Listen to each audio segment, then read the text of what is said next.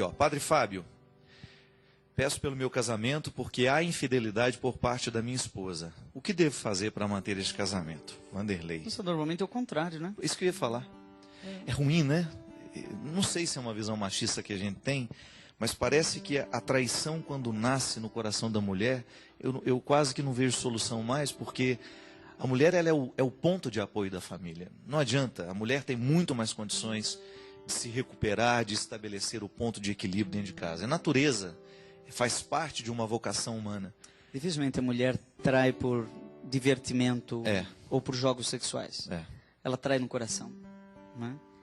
Então, a gente não conhece a situação. É uma situação muito difícil, né, padre? Ficar dizendo é o tipo de qualquer direção coisa. espiritual que deveria ser feita na paróquia com o padre. Procurar aí, Vanderlei, um padre que possa lhe ajudar, até mesmo sua esposa, né? Procurar uma ajuda. Eu acho que a partir do momento que existe uma traição e vocês têm condições de falar sobre ela, é muito mais fácil superar. Tem que saber se existe. Saber se existe também isso, né? Ele está dizendo aqui, olha aqui, eram missionários durante 5 anos e hoje passamos até necessidade. Temos 2 filhas. Cadê a ajuda de Deus? Meu amigo. Deixa eu dar uma olhadinha, Fábio? Pode, claro.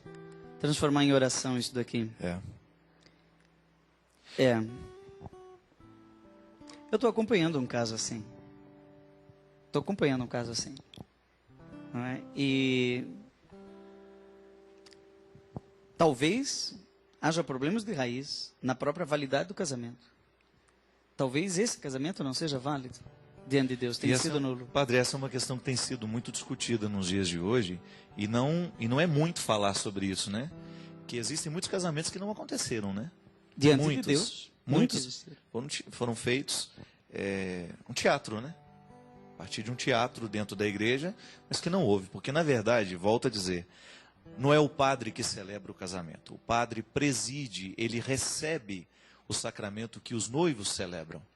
Então, a partir do momento que existem impedimentos, e o Código de Direito Canônico nos estabelece um monte de pontos lá que são empecilhos para que haja a concretização desse matrimônio, desse sacramento, se você chega à conclusão de que existe algum indício que o seu casamento possa não ter sido válido, procure um padre responsável pela sua paróquia, alguém que possa lhe encaminhar para um especialista nisso. Pode dar até exemplos. A moça estava grávida e se sentiu condicionada pela família a casar. Inclusive o pai disse, se você não casar, você vai ver o que vai acontecer com o seu noivo. E ela não queria casar.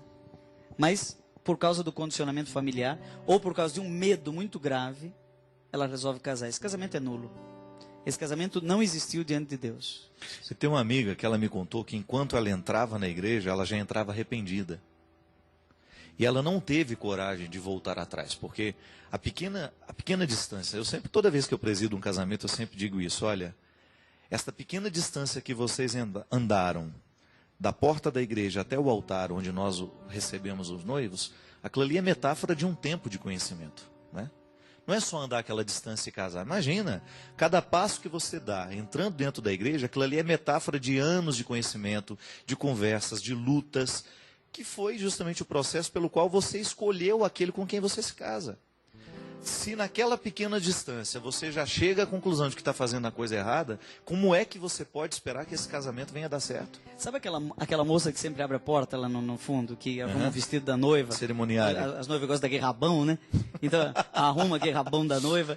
Aí, cerimoniária, não sei como chama. Aí, uma delas me disse assim, padre, sabe o que a noiva me falou hoje? Falei, o quê? Eu perguntei para ela assim, eu sempre brinco com a noiva, e eu falei para a noiva, depois de hoje, agora é para sempre, né? Aí a noiva virou para mim com a maior cara de pau e disse, imagina, se não der certo, a gente separa. Sabe o que é isso? Isso já é intenção, né? De que? É uma mentalidade divorcista. É verdade. A pessoa que vai para o altar com a possibilidade eventual de se separar no futuro, se não der certo, esse casamento é nulo. Sabia? Ô padre, mentalidade divorcista. Você sabe que uma coisa que me assusta muito também hoje, nos sacramentos que a gente realiza, é às vezes você vê a cara de menino de quem está se casando, né? O casamento hoje é uma opção que vem muito cedo, sei lá por quê. Às vezes as pessoas elas se encaminham para o sacramento do matrimônio sem ter terminado uma faculdade, sem ter realizado sonhos que são próprios de um solteiro. Não adianta, gente, há uma discrepância entre aquilo que é próprio da vida do solteiro e daquilo que é próprio do casado. Há coisas que você não tem como reconciliar depois, não há como conciliar.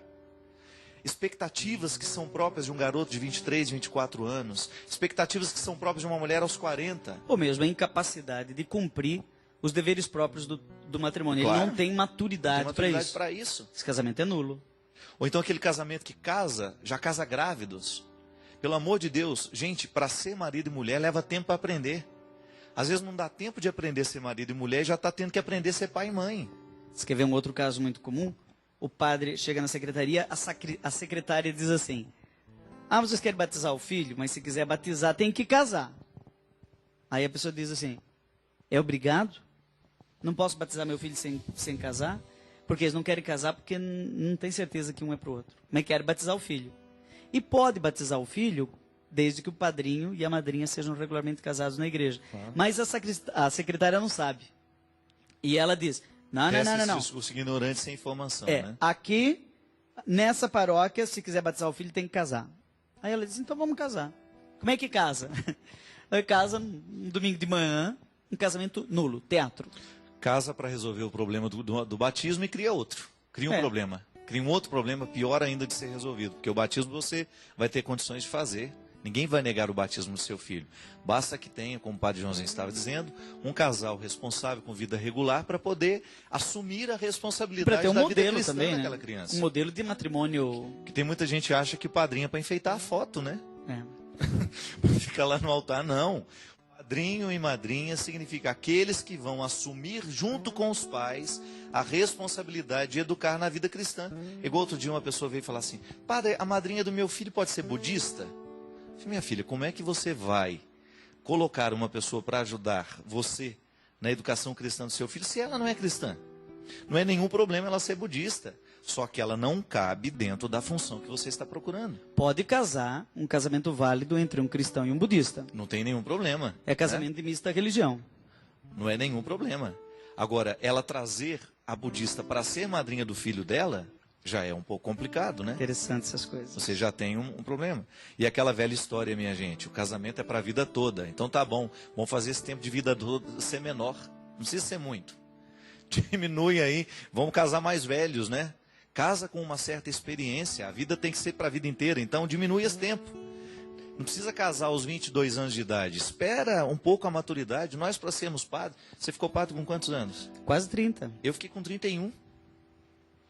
E acredito que tenha sido, imagina-se, uma escolha definitiva. Mas quanto tempo você ficou no seminário? 17 anos para estudando. Eu também, estudando. 17 anos namorando com Deus. Namorando essa história. E namorando com a igreja.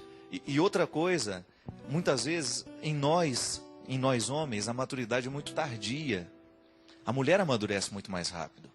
E às vezes nós estamos com 30 anos e nós ainda não estamos preparados para situações definitivas. Interessante, né, Fábio? A gente estuda 17 anos para ser padre, faz 2 faculdades, filosofia e teologia, e muitas vezes nem se sente tão bem preparado para ser padre. Não, a gente ainda estuda depois mais, né? Você estudou mais, eu fez estudei mestrado. mais. Então. E para fazer uma família, coisa sagrada, às vezes basta um cursinho de um fim de semana. Meia hora, uma tarde. Não está certo, não. Não está, não. Tem alguma coisa errada. E eu volto a dizer. Inclusive, a gente vai ter uma oportunidade feliz aqui de ter o Padre Zezinho. Nós vamos fazer um programa de direção espiritual especial sobre famílias. O Padre Zezinho é um homem que tem uma experiência muito grande com o discurso sobre a família. É um homem inteirado sobre as questões familiares e nós queremos trazer essa riqueza aqui. Porque realmente é uma carência. Nós precisamos nos educar para que nós possamos construir lares um pouco mais sólidos. Que nós tenhamos condições de entregar aos nossos filhos uma estrutura afetiva, uma estrutura humana, espiritual um pouco melhor, porque do jeito que está, complicado. Tem um outro motivo de nulidade, que é a mentira. Juridicamente chama dolo. Então, por exemplo, ele tem uma doença grave. Pode ser ter uma doença infecto-contagiosa. Ele pode ser portador do vírus HIV. E ele não diz para ela, esse casamento é nulo. Ou ele pode ter uma dívida muito grande. Sabe que não é tão... E ele não diz aí depois do casamento, surpresa. Estou devendo até as calças. É nulo esse casamento. E se esconder que é chato? Que mala, né? Casei com um mala e não sabia, pai. Não, mas tem erro de pessoa. Isso aqui acontece muito com as mulheres, hein? Ela simula um jeito de ser até o dia do casamento. Depois do casamento, no dia seguinte, ela... Agora você vai ver quem eu sou. É. Só queria segurar a presa, né? Quer ver um caso muito comum? Lésbica. Ou homossexual. Ele Só não revela revela. depois, é. Ele até mantém com ela um relacionamento afetivo e às vezes até sexual, durante o namoro e durante o noivado. Simula certinho a sua heterossexualidade. Principalmente mulheres. Ou uma bissexualidade. Né? Simula, ou dissimula. Aí depois do casamento ele diz, ó, sabe, a minha vida sexual é um pouco mais aberta. Esse casamento é nulo. É. Padre, eu fico pensando, né? A gente que vive, né, a castidade, às vezes as pessoas não conseguem entender a nossa opção, acham que nós somos infelizes por causa disso, né? Porque, na verdade, o que é a grande beleza da castidade? É a disposição interior que caracteriza, né, a nossa opção. Aquilo de você ser livre para você estar aqui hoje, realizar bem um papel aqui hoje, mas de repente você ter a necessidade de ir lá para a África fazer coisas que eu jamais poderia fazer se eu fosse um homem casado, pelo próprio respeito que eu tenho aos meus filhos, à cultura, ao processo onde eles estão inseridos. Mas é aí, é com todas essas dificuldades, e você sabe muito bem, e você que nos assiste sabe muito bem. A gênese de muita frustração hoje no mundo está diretamente ligada a esta falta de realização afetiva. E é aí que a gente entende o conselho de São Paulo, né? Se você está casado, permaneça. Agora, se não está, pense 2 vezes antes de casar. Esta opção pela vida celibatária, ela pode ser muito frutuosa nos dias de hoje. Não significa que você nunca vai se casar, não. Significa que você aproveita o máximo que você puder do seu tempo para uma formação acadêmica, para uma formação cultural mesmo. Um homem solteiro, uma mulher solteira tem muito mais possibilidade mesmo que não ganhe muito, mas que tenha lá suas economias para fazer pelo menos uma viagem a cada 2 anos, conhecer um lugar, comprar livros, ter uma boa formação, fazer uma faculdade, fazer um mestrado, um doutorado. Coisas que hoje a gente está perdendo de vista, né? E celibato é vocação. É vocação. Eu cansei não, nunca vou cansar, de dizer aqui no programa Direção Espiritual que há muitas pessoas que estão nos assistindo, porque a providência de Deus quis que ele ligasse o programa, a televisão nesse horário, e está com uma dúvida tremenda no seu coração. Tem muitos que não sabem como discernir essa dúvida vocacional. Tem muita gente que até sente o chamado, mas não consegue decidir. Então, eu tenho essa convicção que o lugar para discernir vocação é seminário. Ele precisa entrar no seminário, é sementeira. Seminário significa sementeira. Ele precisa entrar, talvez até para descobrir que a vocação dele não é ser padre ou não é ser uma religiosa. Eu até vou dar um número aqui do telefone, porque muitas vezes eu fiz isso. E aqui em Taubaté, nós temos já nas vésperas da ordenação sacerdotal, gente que entrou no seminário por causa do programa Direção Espiritual. É bonito, não é, Fábio? Saber que esse momento que eu vou dizer esse número, um número qualquer, pode ser um momento de milagre. Você pode ligar. 0 operadora 12 3621 2564. Olha que número fácil. 3621 2564. Aí você liga, alguém vai te atender. Olha, aqui é do conventinho. Você diz, olha, eu gostaria de falar com o pessoal da vocação aí, a gente chama trevo. É treinamento vocacional. Trevo é um lugar onde é que também o trevo... Fica, né, na dúvida, né? Para onde voa, né? Para onde que eu vou. Então, para nós o nosso serviço vocacional chama trevo. Tem muita gente que vem, faz o acompanhamento e fica aliviado. Puxa, não é minha vocação mesmo, já está casado, está feliz, traz os filhos para a gente conhecer ou batizar. Mas tem alguns que entraram e estão nas vésperas de ficar padre.